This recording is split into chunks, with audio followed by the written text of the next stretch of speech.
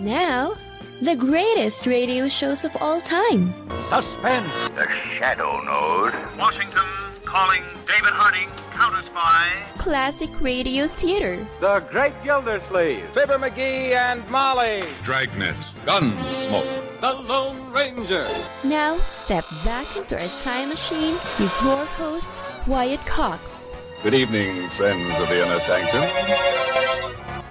Crime drama this hour, Staats-Cotsworth, starring as Casey Crime Photographer, an episode of the show going back to January 8th, 1948. This episode entitled The Queen of the Amazon. The Anchor Hawking Glass Corporation brings you Crime Photographer.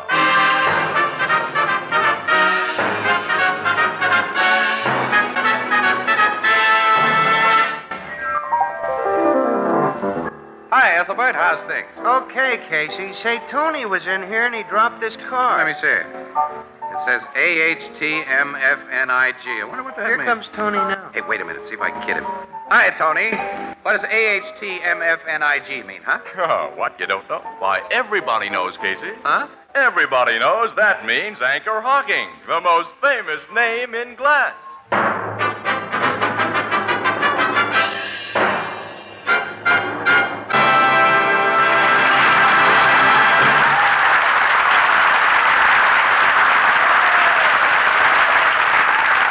Good evening, ladies and gentlemen. This is Tony Marvin. Every week at this time, the Anchor Hawking Glass Corporation of Lancaster, Ohio, and its more than 10,000 employees bring you another adventure of Casey, crime photographer, ace cameraman who covers the crime news of a great city. Written by Alonzo Dean Cole, our adventure for tonight, Queen of the Amazon.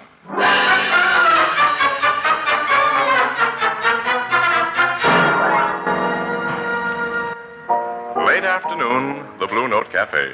The door opens, admitting a flurry of snow, a blast of freezing air, and a very cold Casey. Ethelbert, the head bartender, turns. Well, look who's here. Oh, give me a warmer-upper, Ethelbert, quick. Got any fresh coffee? Sure, Casey. Chilly out, huh? Chilly. My fingers are dropping off, and there's no feeling in my feet. I think they're going to drop off, too. I guess winter's pretty hard on you delicate people. Oh, nuts to you.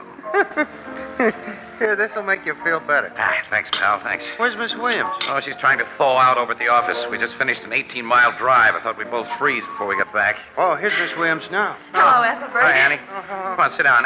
Ethelbert, get her a cup of coffee. No, Ethelbert. No can do. Casey, we've just been handed another assignment. What? We just got back Yeah, from you know how kind-hearted City Desk is.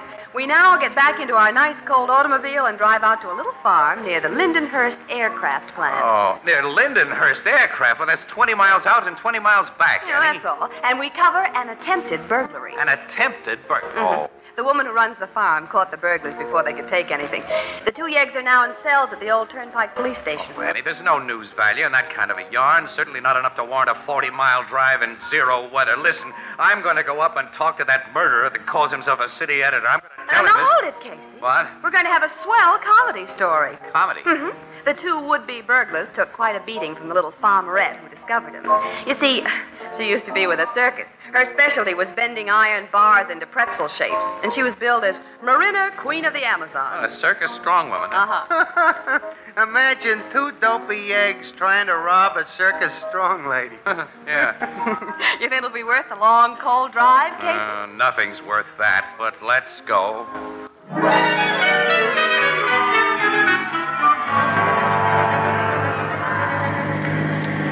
Oh, swell business, this newspaper wrecked. Only dopes stick to it, Annie. My feet are like chunks of ice. I can hardly work the brakes in this car. Oh, now stop crabbing, Casey. I'm cold, too. What, you are? Oh, hey, look, let me tuck that blanket around you a little better. Okay.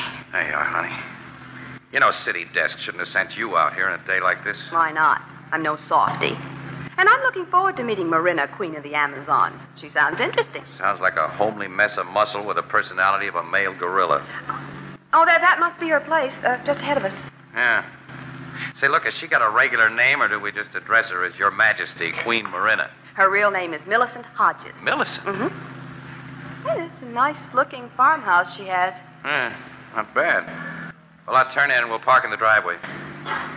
Oh, she's back near those chicken houses. That must be her, Casey. Yeah.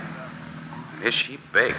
I'd guess 6 feet 2 at least. Good 300 pounds. None of it fat. I'm going to stop here. Oh, she's seen us. She's coming over. Hey, Annie, you know something? She's got a pretty face, kind of a baby face. Yeah. Let's get out of here. Is something I can do for you folks? Oh, are you Miss Millicent Hodges? Yeah, that's me. We're from the Morning Express. We'd like to get the facts about the trouble you had here today. Oh, I didn't have no trouble, mister. That's what them two fellers had who tried to rob me. Yeah, I can believe that.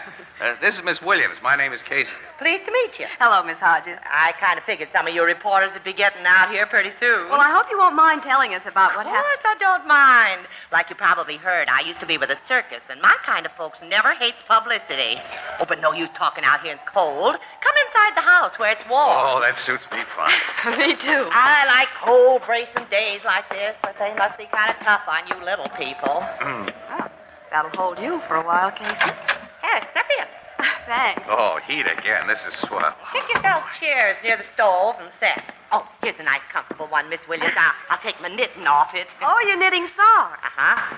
For a gentleman friend. I wish I was your gentleman friend, Miss Hodges. Why, Mr. Casey. Oh, those socks will really keep a guy's feet from freezing. Look at the wool in them, Annie. And Miss Hodges knits beautifully. Argyle. Oh, it is Miss Hodges, isn't it? Yeah, that's right. I ain't ever been married yet. But you want to hear how I caught them two bums and knocked their heads together? Yes. Yeah, I'd like to shoot some pictures of you, too. Oh, I hope you don't mind if I powder my nose and push up my hair first. I wouldn't like the circus folks who know me to think I'm letting myself go since I went back to farming. Sure, Miss Hodges, go right ahead. When did you leave the circus? And you said you went back to farming? After the old folks died, and with the war coming on, it seemed growing food was more important than weightlifting. Oh, well, now, you can take my pictures anytime you want to. Oh, I hope I look a little better than I did before. You look swell. He's one of them flattering men, ain't he, Miss Williams? Well, I've never noticed it. Look, if you'll sit down and tell Miss Williams your story, I'll just take some informal shots while you're talking, and then later I'll ask you to pose for a few. All right. Well, about them burglars. Now, I left the house to go out to the cow barn, which I do at just that time every day. Until a week ago, I had a good old watchdog who stayed here while I did such chores, but he died suddenly. Ate something poison, I think. Oh, well, gee, that's a shame. Well, when I got inside the barn, I remembered that I clean forgot something. So I started to go back for it. And what did I see but a couple of strange fellas sneaking into my house by the back door? Oh, Mr. Casey, you took a picture. Yes, Miss Hodges. Oh, I hope it didn't look awful. I snapped it then because I thought you looked especially nice. I don't trust you at all. I never lie to a good-looking woman. Oh, you. Getting back to your story, how long do you usually stay in that cow barn, Miss Hodges? At that time, a good hour at least. Well, then, if you hadn't forgotten something and gone back Them fellas would have gotten away with what they tried to do. But they didn't. I snuck back to the house soft and easy. It must have taken me a good 15 or 20 minutes. And here was them two burglars trying to bust open the trunk in my bedroom. Before they had time to think, I grabbed them, taught them a lesson, and phoned the cops to come and pick up the pieces. They were trying to open a trunk in your bedroom? Yeah. Come on, I'll show you. There. That old circus prop trunk. Looks more like a steel safe than a trunk. Well, it was built special to carry the big weights I used in my act. It's almost as strong as a safe, and there's a doggone good lock on it. Take a long time to open that trunk without a key, and I always carry that with me. You keep something valuable in that trunk, Miss Hodges? Why, nothing any burglar could cash in on, very heavy. I use it for storage. There's mostly just clothes in there and linens. Uh-huh. Miss Williams, well, it's kind of what you call my hope chest. I see. Just because a girl is big doesn't mean she has to die an old maid. Well, you're not the old maid type, Miss Hodges. I ain't gonna be one either. Say, is everything in this room just as it was when you discovered those two men? Pretty near the same. This dresser set looks like silver. It's heavy sterling. I won it in the ladies' wrestling contest. This very handsome clock. The case is solid 18-karat gold. I got it for busting a hammer throw record. They were here in plain sight when those men were here. Just as you see them now. Well, Miss Hodges, why do you suppose they didn't take these things instead of trying to open that trunk? The cops asked me that, and the answer is, I got no idea. There isn't anything in that trunk that'd do anyone but me the slightest bit of good. Oh, there's my doorbell. Excuse me. Yes, go ahead. Casey, why do you suppose... This attempted burglary is becoming interesting, Annie. Why do you suppose that watchdog was poisoned last week? Oh, I'd forgotten about that.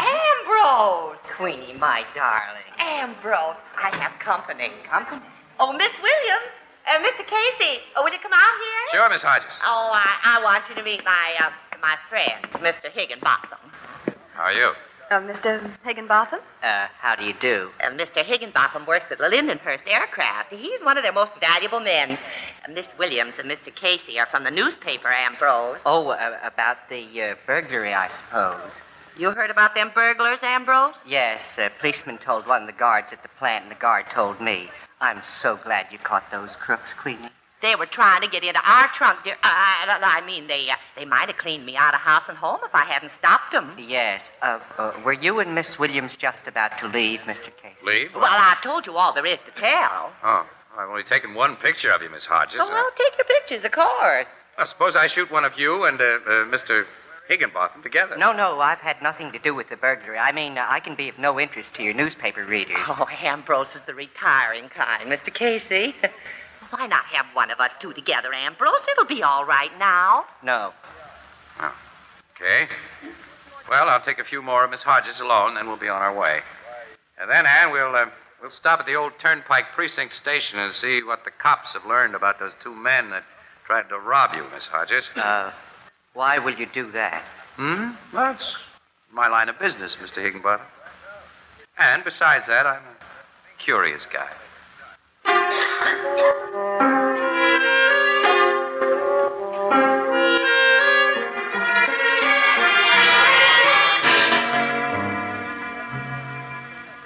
I got a headquarters report on the fingerprints of those two eggs just before you and Miss Williams walked into the station here, Casey. Yeah? One of them is Gus Newton. Gus Newton? Well, he's a notorious safecracker. One of the cleverest boxmen in the racket. Well, he's always going out for furs and jewelry, big stuff. Yeah. He must have been awfully low in the chips to be prowling a farmhouse. Well, did you make him talk any? You can make his kind talk, Miss Williams. Or guys like the other fella. Who's the other fella, sir? Name's Loader. The FBI want him for suspected espionage and illegal entry into this country. Funny, ain't it? Yeah. So what do you know about a guy named Ambrose Higginbotham, Sarge? Oh, he's the little shrimp Big Queenie's sweet on. Works for the Lindenhurst Aircraft. Yeah, that's the guy. Is he okay? He couldn't hold a job at Lindenhurst if he wasn't. They're doing some hush-hush government stuff there, and their employees are investigated pretty thoroughly. Why do you ask about him? Oh, just curious. What do you know about Miss Hodges, Sergeant Rourke? Plenty, Miss Williams, and all of it good. Queenie's a little weak in the head where men are concerned. Her size makes most guys fight shy of her, and she don't like it that way. But a better woman hasn't been made yet. I figured that. Well, thanks, Sarge. Come along, Annie. We'll do back at the office. Yeah. So long, Sergeant. Drop in again when you're out here in the sticks. Yeah, we will. So long. So long. Ooh. I hate to face this cold again. Me too. After I drop you at the office, Ann, I'll have this trip to make again. Why? Because I'd like to know more about that big trunk of Miss Hodges. I've got to pay her another visit this evening. You mean we'll pay her another visit? No, Annie. I'm making this call alone. Oh, why? Annie, look. Miss Hodges is a gal. When a guy wants to make himself popular in Florida, he doesn't go there with a crate of California oranges.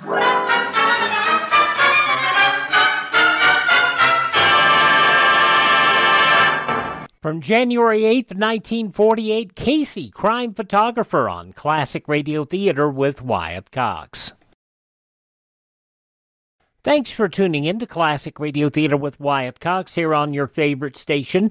Now more of Casey, crime photographer, staats-cotsworth, as it was broadcast January 8th, 1948, the Queen of the Amazon.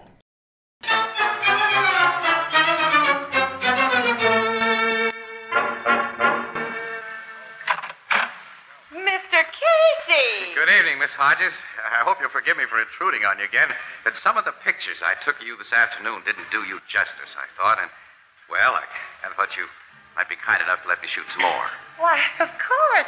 Come in. Oh, thanks very much. That pretty little lady, Miss Williams, isn't with you. No. Oh, that good-looking gentleman I met here, Mr. Higginbotham, Gone. Ambrose left just a few minutes ago. I cooked dinner for him. You did? Lucky guy. Bet you're a swell cook. Well, I know how to do a few things besides lifting quarter-ton barbells. I've already guessed that. Pick up your overcoat, Mr. Casey. Aye. Don't you feel the cold when you go out again? Thanks so much. Oh, wait, I got something in my pocket. Hope you won't think I'm presuming too much on short acquaintance of it. Well, this is for you. That box of Good chocolate creams. Hope you like them. Oh, they're my favorite candy. I'm glad. Oh. Well, I suppose you want to take those pictures as soon as possible so you can get back to your office. I'll go pat him a note. Oh, I'm in no hurry. No. Matter of fact, I'd like to talk to you while Miss Hodges get better acquainted. What do you mean, Mr. Casey? Well, it isn't often a man meets a woman like you. No, it ain't. I'm a freak. A female giant. Only a few like me in the whole world. But I ain't brainless, Mr. Casey, and not altogether. I don't like to be kidded. You ain't trying to kid me, are you? No, Miss Hodges. I figured you for a nice guy. Say, you don't have to call me Miss Hodges. My friends call me Queenie, and we're going to be friends. I hope so. Queenie. I know so, Casey. Thanks. Oh, nuts. I was trying to put something over on you, and it made me feel like a louse. Well, my cards are face up from this time on. What do you mean? I haven't come out here because I want more pictures or because I'm a wolf on the hunt. I'm here to find out what you've got in that trunk that those burglars tried to open. You said you used the trunk for a hope chest. I do. And what business is it of yours, Mr. Casey? It's none. None of my business. I know that. I'm not a cop who has a right to question you. I'm just a newspaper stiff out for pictures and exclusive stories. And you don't have to give them to me. I'm a sap for folks who lay their cards on the table. I'll tell you what you want to know, Casey. Thanks, Queenie. But learning about that trunk won't give you any big news beat. This has been a secret up to now. Ambrose and I are going to be married. You and Mr. Higginbottom? Uh-huh. Which makes that old trunk more than just a hope chest. It's full of things I've accumulated for our wedding. Clothes, nice linens, plus a lot of U.S. savings bonds Ambrose has given me to put away. Savings bond? Yeah, made out in my name. That's why I told you this afternoon that nothing in the trunk could do a burglar any good. But there's nothing there but clothes and linen and savings bonds in your name? In my name and his. Oh, I'll open the trunk and show you. Come on. Ambrose and I have been having some little arguments about them bonds. You see, he's been giving them to me at least one a week ever since we got secretly engaged last September. We've kept our engagement secret because he was getting a divorce. Oh, divorce? Uh-huh. He got it only 10 days ago, and then to celebrate, he wanted me to let him have the bonds so as he could cash them in and buy me a swell wedding present. I see. But I said, no, we'll just let them bonds stay as they are and draw interest. They're the only wedding present I want, I told him. But 10 days ago, you refused to let him have the bond. Yeah. He was pretty sore about it. And he was sore again tonight because I wouldn't let him have them after them burglars were here. He'll get over his mad. I carry the only key to this trunk around my neck. It's kind of precious to me. It's my future, Mr. Casey. Oh, yes, I understand.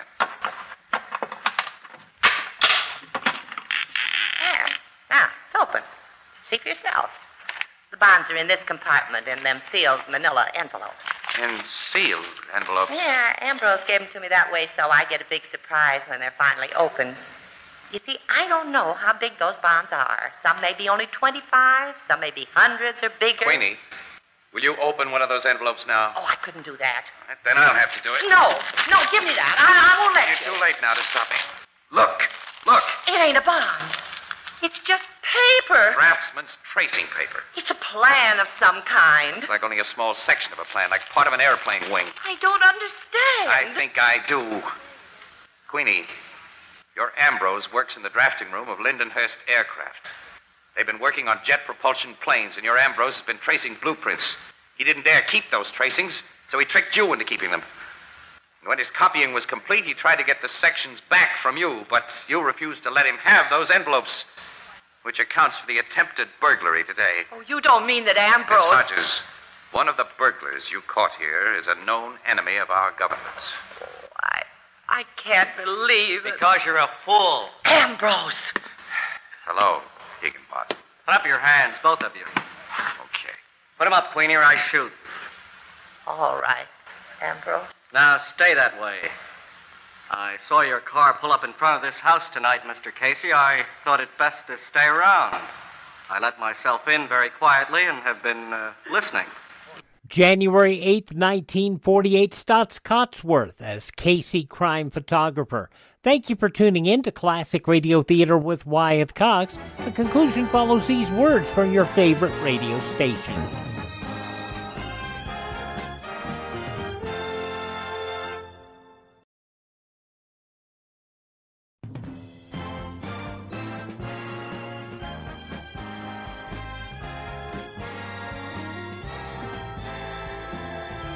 Thanks for tuning in to Classic Radio Theater with Wyatt Cox. Now the conclusion of Casey Crime Photographer. January 8th, 1948, the Queen of the Amazon. You're selling out your country. You're something I hoped I'd never meet. A traitor. Certain people pay me well for those plans. And you conned me into helping you. Nobody would suspect you of hiding stolen plans, and it was so easy to make you believe that I was your devoted future husband. Yeah. It was a cinch. Until now, fella, I thought a worm was the lowest thing on earth. Your opinion doesn't matter to me, Casey, or hers either. In a few minutes, you'll both be very dead, but first I'll take my savings bonds from this trunk. No, you won't. Don't lock it. Swell work, Queenie. When he had his eyes on you, I got him. Pick up that gun I knocked out of his hand. Oh, I ain't bothered with any gun. I just want my hands on that rat. Don't let her touch me. Help! Marco! Put up your hands. I forgot to tell you, fools, I had friends outside. Come in, Joe. This Ambrose, this weakling, had to call for our help. He could not handle these people alone. This Casey jumped me, Marco. She'd have killed me. You're a bungler. I see you even let her lock the trunk again. She has a key in her hand. Take it from her, Joe. Yes, Captain. He don't have to take it. I'll give it to him. Here. Captain, it is broken. Useless. I just busted it in pieces for you, and it's the only key there is. Queenie, you're some gal. Ambrose, a garage adjoins this house? Yes, sir. There's a door into it from the kitchen. You and Mr. Casey will proceed to that garage, Miss Hodges. I ain't going to... Got the drop on us, Queenie. Better do as they say. You're correct, Mr. Casey. Both of you, go. All right. Open that door, Ambrose. I will. Be ready, Joe. Yes, Captain. Go into that garage, Miss Hodges and Casey. Okay. Joe, now. Look out, Casey. Oh, you hit him from behind. I'll fix you. Get this big woman, too, with your blackjack. I am trying. Got her. She almost got us first. She is more strong as an elephant. Get rope. Bind their hands and feet and gag them. Why don't you kill them now, Marco? Get it over. The important thing now is to get those plans.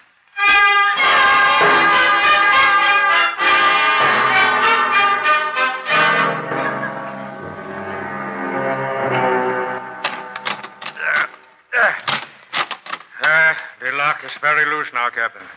He's beginning to break free. It has taken a very long time. He's strong lock. Riveted to steel. I have broke it off. At last. Open the lid. There are the envelopes, Marco. I see them, Ambrose. I put them in my pockets. Now, you'll pay me for them. The complete plan is there, ready to assemble. The complete plan, the secret plan. You will be paid. First, I have another appointment to make. Those two in the garage. You mean you're going to kill them now? Yes. Bring that little crowbar, Joe. It will be a quiet instrument of execution. Come, both of you. I'm looking forward to this. That Casey nearly twisted my arm off in Queens. There will be nothing personal in their punishment, Ambrose. I don't care why or how they get what's coming to them, just so they don't get it before they can turn me over to the FBI. Joe, you bound them very securely? Yes. Even the big woman could not get free, Captain. See? They lie on the floor just like we left them. Their eyes are open. They have recovered consciousness. That's good. Put away your gun, Ambrose. None of us need such noisy weapons now. You're the boss, Marco. Yes. The woman at my throat. Free. It was nice of you guys to come within our reach. I've finished my mug, Queenie. Oh, so have I. Now it's your turn, Ambrose. Let me go, Queenie. Don't. Not too hard, Queenie. Leave something for the cops to take away. Oh, they'll take Ambrose away in sections, just like he stole them plans. What? The window. Oh, someone's crashing in the door. Pick up your hands. Ooh. Who? FBI man. FBI? You heard me, Casey. Bill Travers. You surprised? Surprise? Am I? How did you get here? Why? We've been waiting for Higginbotham and these guys to come out of the house and walk into our arms. But then when we heard a battle going on in the garage here, it seemed best to cut in. Hey, you've done a job on these birds. Wait a minute, Bill. You knew about Higginbotham and those stolen plans? Well, the FBI doesn't miss many bets, Casey. I'll say they don't. Well, we've been wise to little Ambrose ever since he first traced the section of a secret jet plane blueprint and smuggled it out of Lindenhurst plant. And after that, we made it easy for him to trace and smuggle out sections of the wrong blueprint. The wrong one? That's right. You see, we had an idea that Higginbotham was using this place as a hideout for the false plans. But our real concern was to find the big boys. You mean you were watching them in this house when I came here? Uh-huh. We saw you come into the house, but we couldn't identify you in the darkness. You were an unexpected development that caused us a little worry. Why did you come here? Well, I was sticking my nose into something I might have known you FBI guys would have under control. Say, Bill, look, I got a camera around somewhere. How about letting me do a job I do know something about?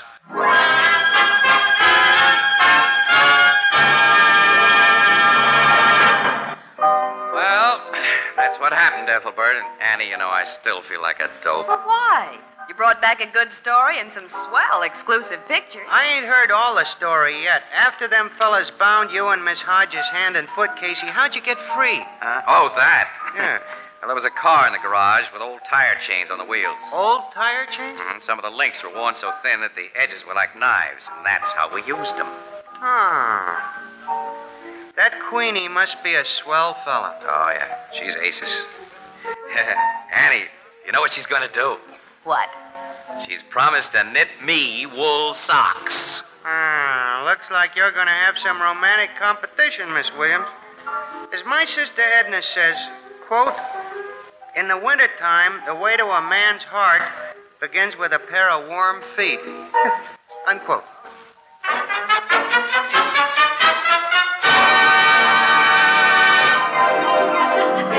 Crime Photographer, starring Staats-Cotsworth as Casey, is brought to you each Thursday by the Anchor Hocking Glass Corporation, makers of Fire King oven glass, Anchor glass containers, Anchor caps and closures, all products of Anchor Hocking, the most famous name in glass.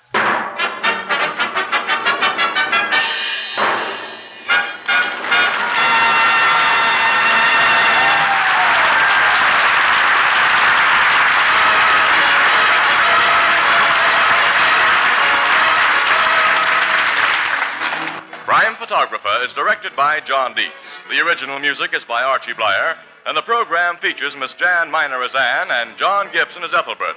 The part of Queenie was played by Hope Emerson, and Herman Chittison is the Blue Note pianist. January 8th, 1948, Casey, Crime Photographer, here on Classic Radio Theater with Wyatt Cox.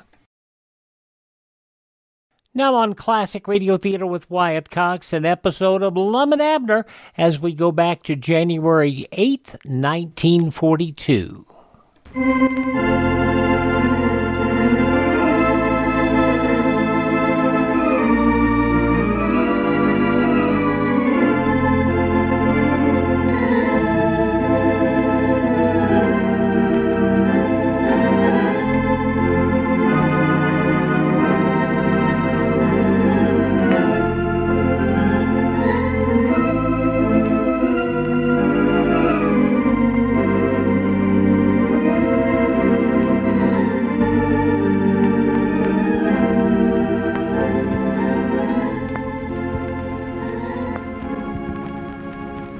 Now, let's see what's going on down in Pine Ridge.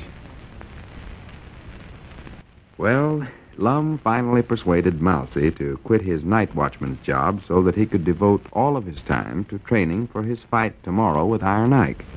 But to do it, Lum had to sign a paper giving Abner full ownership of the store and bakery. Lum considers the paper worthless, but Abner has decided to hold him to it for a few days and teach Lum a lesson. As we look in on the little community today, we find Abner in the Jot 'em Down store, and Grandpappy Spears has just entered. Listen. Well, morning, Grandpa. Yeah, morning, Abner. Morning. Come on in. How are you today? Oh, just only tolerably. Whereabouts is Lum? Have you taken him back in the store yet? Oh, why, of course I ain't. Fact is, he don't even know he's out of it yet. He don't? No, he still thinks that paper he read out, giving me the store and bakery, is just a joke. Well, ain't you told him you're going to hold him to it? Well, I ain't had a chance. He spends all his time training that Mousie for the fight with Arn Ike at the carnival. And you ain't teaching Lum much of a lesson if he don't know he's actually lost his half of the business here. Well, don't worry. He's going to find out about it. And believe me, I'm going to make old Lum appreciate this store before I let him back in, too. That's your time, Abner. I'm telling you, Grandpap, I've just got myself to where I'm plumb sick and disgusted with all these big ideas that Lum gets himself mixed up in. Oh, he's a big-ideas feller, all right. Yeah. Hey, whereabouts is that book I was reading in here yesterday, Abner? Why, over in the library somewhere, I reckon. You can find it over there. All right. Hey, wait a minute. You can't do this, Abner. Huh? You got the library table all piled up with bread here. Oh, well, I got to put it someplace, Grandpap. I used up every place else. Well, get it off. Get it off. I got to have a place to read. Well, I can't, Grandpap. Ain't no other place to put the bread. Now, listen, Abner. Your sign says this is a free public library, and I demand my rights. I want this table cleaned off. All right. Just put the bread on the floor, then. Yeah, that's better. Dogged, I wish we'd never put in that dead blame library. Where else you get all this bread? Have you catched on how to make it already? Oh, no, I never baked none of it. Elizabeth done it. Elizabeth? Yeah, I got her and little Pearl over at the place just baking bread fast they can. You ought to see 'em. Well, I do know. And I got Cedric out doing the delivering. Dogged, even with that truck, he can't hardly keep up. The orders is coming in so fast. Well, I'll be dogged. Oh, this lucky loaf is going like a house afire. Well, I knowed it was good, but I never thought it was this good. Well, it's on account of the changes I made in the idea, I believe. Changes? Yeah. You mean you ain't baking money into the lucky loaves no more? No, that's the whole idea of it. See, I just done it a little different. Lum's been doing it, that's all. Oh. Just made it a little better. Doggy, that shows right there I don't need that Lum around here. Of course not. I've always said that. I might turn out to be a better business feller than he is, you know what? Yeah, you might. Here's the book I was reading. Oh. See, where was I at? Yeah, here we are. I got to get this bread here wrapped up. That's what I better be doing. In playing the mandolin, the instrument is held so that the fingers of the left hand may produce the various tones by stopping the What strings. in the world is that book you're reading, Grandpap? Well, it's called, let's see the cover here. Musical Instruments Self-Taught. Oh. Awful interesting. Well? Various tones by stopping the strings at the frets, as in playing the... Well, I never knowed you had a mandolin, Grandpap. Well, I ain't. Well, what you reading that for, then? Well, you never can tell when somebody might give you a mandolin. Oh. Might inherit one or something. Yeah. I'd want to know how to play it before ever I got one. Otherwise, there ain't no sense to getting it. No, I reckon he ain't. Never had thought about it just that way, but I reckon you're right. Does it tell in there how to play the clarinet? I've always Wait a minute, there comes old Lum. The body of the mandolin is held on the lap or against the right side of the body so that the Grandpap, don't say nothing to Lum about Elizabeth baking that bread. I want him to think I done it. Don't want him to get the idea I need him around here. So that the player may do the playing with the right hand. You won't tell him, will you? Tell him what, Abner? What? What did I just say to you? I don't know. The neck of the instrument should lie in... Well, howdy, Lum. Well, howdy, Abner. Well, hello there, Grandpap. Supported by the thumb... Oh, hello, Lum. And slightly balanced by the forefinger. Hush up, Grandpap. Don't read that out loud, please. What in the world is he doing? He's learning to play the mandolin. Mandolin? Yeah.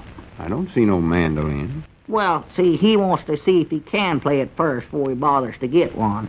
How's Mousie coming with his training? Oh, he's doing something wonderful now, Abner. He is, huh? Yeah, all the difference in the world since he quit that night watching job over at the mill. He's getting some sleep now. Well, I'm proud to hear it. Oh, yeah, he's a champion, that Mousie. That's all there are to it. You ought to seen him work out this morning at the gymnasium. Gymnasium? Yeah, I got my place all fixed up like one now, you know. Oh, hung a sort of a punching bag from the chandeliers, and finally Mousy got to punching that thing so hard he knocked the bag and chandeliers both right off the ceiling. He did? Oh, he stouted a white oak stump. Well? Just ruined them, but of course I don't care. I won't be living there no more after Mousy wins the fight. Huh? More than likely be moving to New York. Oh. Well, are you sure he's going to win, Lum? Oh, it's a cinch, Abner. A mortal cinch. 'Tis, huh? You ought to see what good condition that Mousy's getting himself in. Can't hardly hold him. Well? Got him out doing road work right now. Road work? Yeah. Well, whereabout? Oh, out there west of town, along the highway there. Well, that sounds like a good idea. That road should sure enough stand some work on it, especially where that culvert's out. Culvert? Yeah, but it don't seem just right, Lum. Here you take Mousy and make him quit his job over at the mill, and you turn right around and get him a job working on the road. I never got him no job. No, did he get it for himself? Of course not. Well, somebody must have got it for him, Lum. Does that pay him better than his night-watching job at the mill? It don't pay him nothing. It don't? Well, that don't sound like much of a job. I believe he could make more shining shoes over at Mose Moots's barber shop. Mo's looking for a boy. Well, he ain't out for no kind of a job. Road work is just a training expression, Abner. Us boxing fellers knows what it means. Oh. It means... Wait a minute, for goodness sakes, where did you get all this bread? Baked it, I think. You did? Why, sure. All by yourself? Oh, there ain't nothing to it. Just mix up the stuff and there it is. Well, good for you, Abner.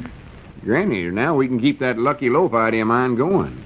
How's it been selling today? More orders than we ever had before. Well, good. Or more than I ever had, I mean. Well, I do know.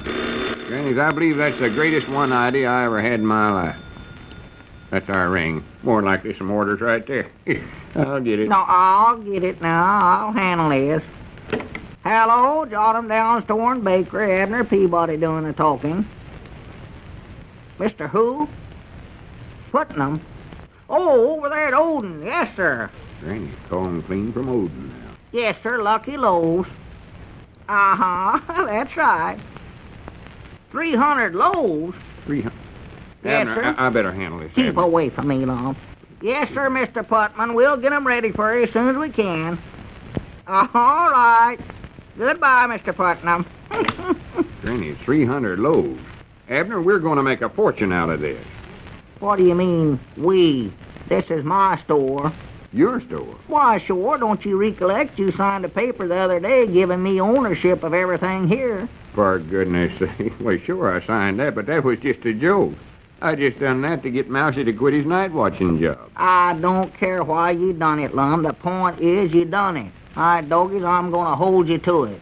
You mean you think you're going to hornswoggle me out of my part of the store and bakery? I never hornswoggled you. You done it yourself. I've got the paper that you wrote out yourself giving it to me. Yeah, but I just give you that so... Oh, well, you're just trying to josh me. I see now. Get you on. Granny, that would be a good one on me, wouldn't it? Lum, I ain't joshing you. This is my store and my bakery. Now, you're plumb out of it now. Wait a minute. Are you serious about this? Of course I am. You give up the store and the bakery business for a prize fighter so you can just depend on Mousy for a living. Well, I'll be dead blamed. Well, you won't get away with it, I'll tell you that. I'll lawsuit you to the Supreme Court first. Lawsuit, I don't care. I've got a signed paper from you. You ain't heard the last of this, Mr. Peabody. Grannies, I'm coming back here and run you out of business if it's the last thing I ever do. If I can't do it no other way, I'll put in a big apartment store right across the street. And bakery. I'll show you, dead blame thief. Yeah. Oh, is he mad? Mad enough to bite. It's working, Grandpap. Huh? Didn't you see how mad old Lum got? No, I was reading here. What'd he do? Oh, he stomped out of here mad as a wet setting hen. He thought I couldn't get along without him around here. That feller Putman from over at Odin called up and ordered 300 loaves of bread right while Lum was standing here. 300 loaves? Yes, sir. Well, what are you doing, cutting the price on bread? No, I'm still getting 10 cents a loaf for it. That's what I'm getting. Yes, sir. 10 well, cents. you're sure doing the business, doing twice as much as you done when Lum was handling it. Yeah, I know it. I believe it's this little change I'm making in the Lucky Loaf idea's what's doing it, though. See, Lum was putting $1 in one out of every 25 loaves of bread. I'm putting 25 cents in every loaf. I doggy, they're going for it, too. Well, that just goes to show you that we never know what'll happen next down in Pine Ridge.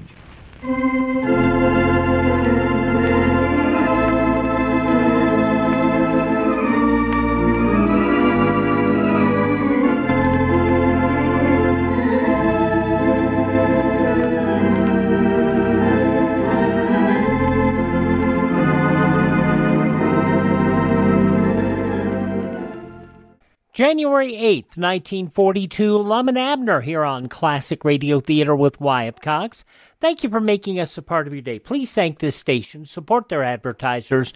It's their kindness and courtesy that allow us to be with you each and every time we roll around here on your favorite radio station.